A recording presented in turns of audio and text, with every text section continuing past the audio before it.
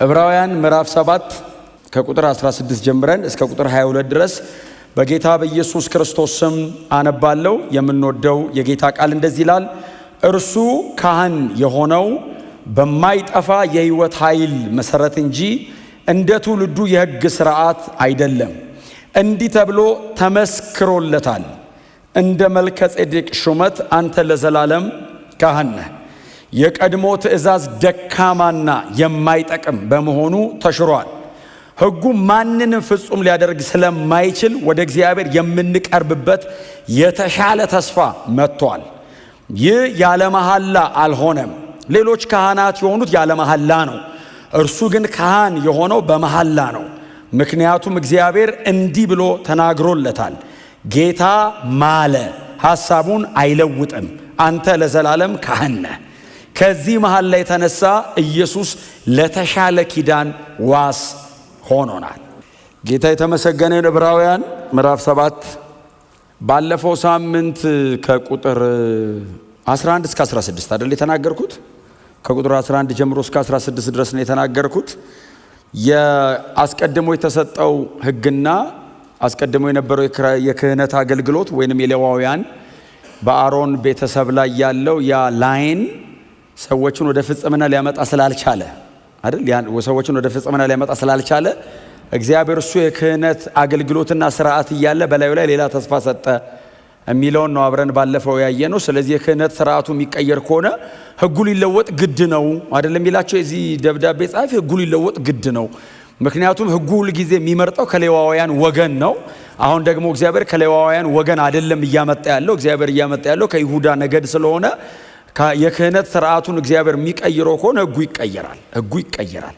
የሚመርጠው ሁሌ ከሌዋውያን ወገን ነው። አሁን እግዚአብሔር ደግሞ መጣነ ከይሁዳ ነገድ ነው ይሄኛው ካህን ብሎ እግዚአብሔር አምላክ ደግሞ እንደገና ሕጉንም የክህነት ስርዓቱንም አገልግሎቱንም ኦርደሩንም ቀይሮታል፣ ወደ ዳር አውጥቶታል እያልን ነው። እንደገና ደግሞ አሁንም ይሄ ሰው ጨምሮ ይጽፋል። ቁጥር 16ን ሆነ ብዬ ነው ያነበብኩት። የምዕራፍ 7 በጣም ኮር ያለችው ቁጥር 16 ላይ ነው። በጣም ኮሯ ቁጥር 16 ነው። ወደ ላይና ወደ ታች ያለው ነገር በደንብ የሚያስታርቀልን ስለ ጌታ ስለ ኢየሱስ ክርስቶስ ነው የሚናገረው። በመልከ ጼዴቅ ሹመት ነው ካህን የሆነው። ይሄንን እንግዲህ በጣም ለረጅም ጊዜ ነው እየተነጋገርን ያለው መልከ ጼዴቅ እያልን ራሱ አሁን ወር ያለፈን ይመስለኛል። በጣም በተደጋጋሚ ስለሱ ብቻ እያነሳን ምዕራፍ 7 እስኪያልቅ ድረስ በዚህ ጉዳይ ላይ በእውነት ደጋግሞ ይሄ ሰው ይወተውተናል። ግን እንደ መልከ ጼዴቅ ሹመት እርሱ ለዘላለም ካህን ነው የሚለውን ሲያጸና ቁጥር 16ን ደግመን ብናየው ደስ ይለኛል። ምንድነው የሚለው? እርሱ ካህን የሆነው አይደል በማይጠፋ ሕይወት ኃይል እንጂ ምንድነው የሚለው? ሌላው እንደ ትውልዱ የሕግ ሥርዓት አይደለም። በማይጠፋ ሕይወት ኃይል እንጂ እቺን ሐረግ ብቻ ያዟል። በማይጠፋ ሕይወት ኃይል ኢየሱስ ካህን ሆኗል። እርሱ ካህን የሆነው አላው እግዚአብሔር አሁን ስርዓቱን ቀይሮታል፣ የክህነት ስርዓቱን ቀይሮታል። ቀጥሎ ደግሞ አሁን ሕጉን ቀይሮታል። ስለዚህ አሁን እግዚአብሔር ሌላ ካህን አመጣ አለ።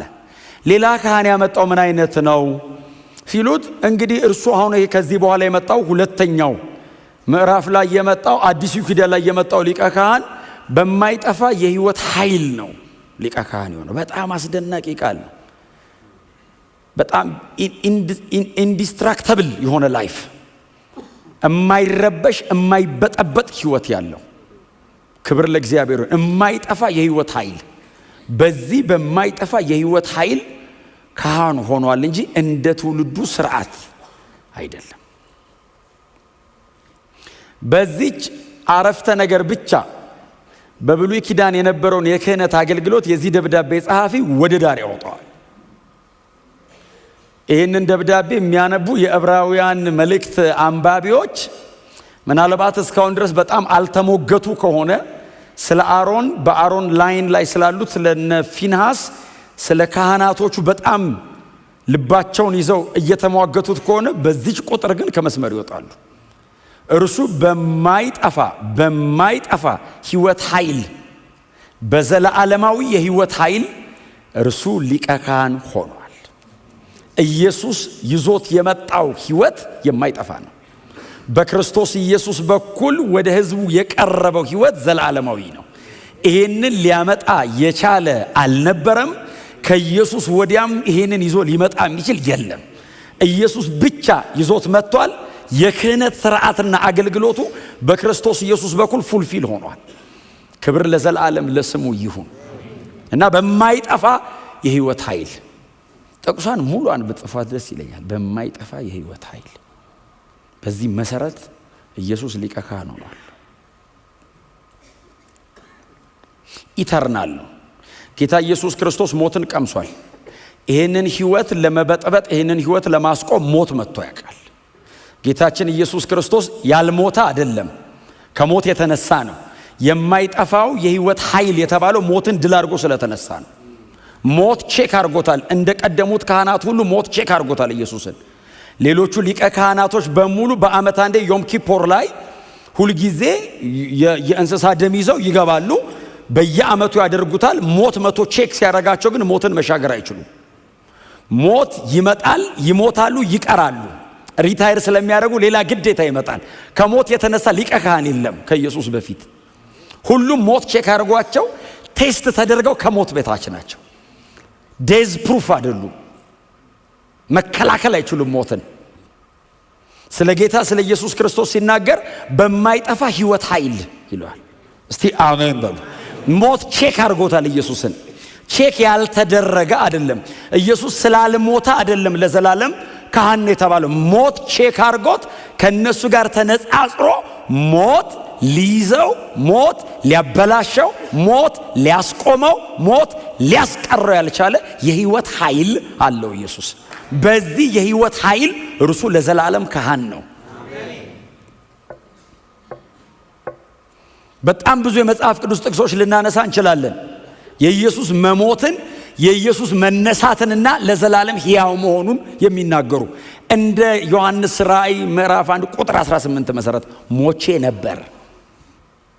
ሞት ቴስት አድርጓል ኢየሱስ። ሞት ቼክ አድርጎታል። ሞት ላይ ቀርቧል ኢየሱስ። ሞቶ አሸንፎ ወጥቷል። በሞት ቼክ ተደርጎ ድል አድርጎታል። ሞቼ ነበር አለ። ማንም ሊቀ ካህን በጣም ብርቱ ናቸው። በእውነት የብሉይ ኪዳን ካህናት እጅግ በጣም ጠንቃቃ ናቸው። በዓመት አንዴ ሲገቡ ሳይቀሰፉ መውጣታቸው ራሱ የሚገርም ነው። አስደናቂ ናቸው። ኢየሱስ አጠገብ ግን መቆም አይቻልም። ከኢየሱስ ጋር ግን ለንጽጽር መቅረብ አይቻልም። ኢየሱስ ንጹህና ጻድቅ ብቻ አይደለም፣ የንጽህናው መጠን የማይሞት የሕይወት ኃይል ሁሉ ተሸክሞበታል። ኢተርናል ነው ኢየሱስ። ስላልተፈተሸ አይደለም፣ በባዶ አይደለም። ዘላለማዊ የምንለው ሞቶ ተነስቶ ነው። ጌታ ነው ያልነው እኮ የተነሳ ቀን ነው። ጌታ ሆይ ብለውት ያውቃሉ እኮ እስኪሞቱ። ኦፍ ኮርስ ጌታ ነው። ማይ ሎርድ ኩሪዮስ ብለውታል። ሞቶ ጌታዬ ብላለች እኮ ማርያም። ጌታዬን አይተዋል ብላለች እኮ ተቀብሮ። በጣም ግዙፉ አዋጅ የታወጀው ከሞት የተነሳ ቀን ነው። ከሞት ሲነሳ ኢየሱስ ጌታ ነው። ለምን? የቀረ ሁሉንም ጌቶች እየያዘ የሚቀብር ጌቶች ላይ የተቀመጠ ገዣችሁ ነኝ ያለ ሞት አለ። ኢየሱስ ሞትን ገንጥሎት ወጣ። ጌታ ነህ አሉት።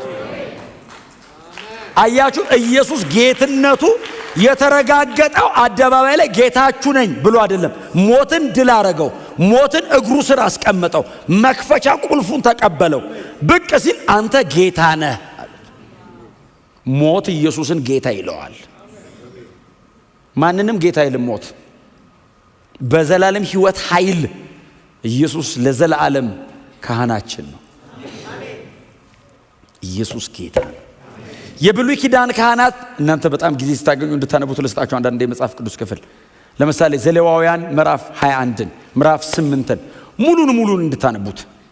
ሰዎቹ አፖይንት ሲደረጉ እግዚአብሔር ሲለያቸው ብሉይ ኪዳን ቢሆን እኮ በጣም ብዙዎቻችን አንገባ። ካህናኑንም እኮ የካህን አመራረጥ እኔ አንዳንዱን በእውነታውን እዚህ ጋር ቆሜ ያላውራው። ምዕራፍ 21 እናንተ አንብቡት። እንደዚህ ያለበት አዎ ካህን እንዳይሆን አይደለም ያለው እግዚአብሔር፣ ወደ እኔ እንዳይመጣ አለ። ባይዘዌ ከሌላ ወገን ከይሁዳ ከምናምን እንዳይመጣ ከሌዊ ወገን ሆኖ እንደዚህ አይነት ሰው አዎ እንዳይመጣ አጠገብ ያለ። ብሉይ ኪዳን አሕዛብ እንዳይመስልህ ከአይሁዳውያን መካከል ከሌዋውያን እንኳን የማይወክለው አለ፣ የማይጠቀልለው አለ ብሉይ ኪዳን። ኢየሱስ መጥቶ ነው ሕጉንም ስርዓቱንም የቀየረው። ማንም በክርስቶስ ካመነ ይምጣ አለ እግዚአብሔር አዲስ ኪዳን ላይ። ባይዘዌ አሁን ሰውነቱ ላይ ጉዳት ያለበት ብቻ እኮ አይደለም የሚለው። አንዳንድ የሚጠቅሳቸው የህመም አይነቶች አሉ። እንደዚህ አይነት ህመም የታመመ እንዳይመጣ ይላል። እንዴ ኦብቪየስሊ ሊያመን ይችላል። እንዳመጣ ይላል እንደሱ ከታመምክ። ብሉይ ኪዳን እኮ አይወክለንም፣ አያስገባንም፣ አያቀርበንም። ኢየሱስ መጣ፣ አሞኛል ስትለው ፈውሶ ያስገባል። የእግዚአብሔር ጽድቅ ጎሎ እንዳይመስልህ ኢየሱስ ብቃቱ ሆኖ ነው። የብሉይ ኪዳንና የአዲስ ኪዳን የሚባል እግዚአብሔር የለም። አቀራረብ ነው የቀየረው። እግዚአብሔር ድሮም ንጹህ ነው፣ ዘንድሮም ንጹህ ነው። ድሮም ቅዱስ ነው፣ ዘንድሮም ቅዱስ ነው። ሕጉ ምንድነው የጠቀመን? ስታንዳርድ አሳየን። ሕጉ ሊያበቃኝ አልቻለም እንጂ ስታንዳርድ እኮ አሳየኝ። እንደዚህ አይነት ካልሆንክ አትመጣም ብሎ አልኩኝ ቆሜ። ይሄ ነው ስታንዳርዱ። ኳሊፋይ ለማድረግ ስታገል እድሜ ያልቃል። አላረገውም። ኢየሱስ መጣና ኳሊፋይድ ነህ አለኝ። ያውላችሁ ሆኜ አይደለም ሆኖ ነው። ሆኖ የኔ ቆጠርልህ አለኝ። እንዴት ስለው እመነኝ፣ ዝም ብለህ እመነኝ፣ ሰርተህልኛል ብለህ እመን። ሰርተህልኛል ስለው ኢየሱስ እንዳይመስል አብ ተቀበለኝ። ኢየሱስ እኮ አይደል አብ ልጆች አለ። ከኢየሱስ ጀርባ አብረን የገባ ነው። ለዘላለም ነው የገባ ነው። የሆነ ቀን አንወጣም። እግዚአብሔር የሆነ ቀን በቃውጡ አይልም። ለዘላለም ኢየሱስ በማይጠፋ ሕይወት ኃይል ሊቀ ካህናችን። የብሉይ ኪዳኑ ለምን መሰለ? የሆነ ዘመን ላይ ሰውየው ያረጀ ቀን ጉድ ነው። ሰውየው ያረጀ ቀን ጉድ ነው። ስጋት ይዛል። ማን ይተካዋል? አሁን ማን ደም ይዞልን የሚገባው? አሁን እንደዚህ አይነት ሰውን ይመጣል። ኢየሱስስ ለዘላለም ስጋት የለብኝም። አሁን እንደው አልልም፣ አልቋል። እስከ መቼ? እስከ መጨረሻ። በዚህ ነፃነት በእግዚአብሔር ቤት ኑሩ። እስቲ ድንግጥ አትበሉ። መሀል ላይ እርግጥ ብላችሁ ኑሩ። በክርስቶስ የመስቀል ሥራ፣ በክርስቶስ ክህነት ተደላድሉና ተቀመጡ። ሰው ብሉይ ኪዳን በነበረው እንኳን ተደላድሎ ተቀምጧል። እኔ ይሄ ሰውዬ ቁጥር 18 ላይ ብሉይ ኪዳንን ምንድን ነው የሚለው? ቁጥር 18 የቀድሞ ትእዛዝ ደካማና የማይጠቅም በመሆኑ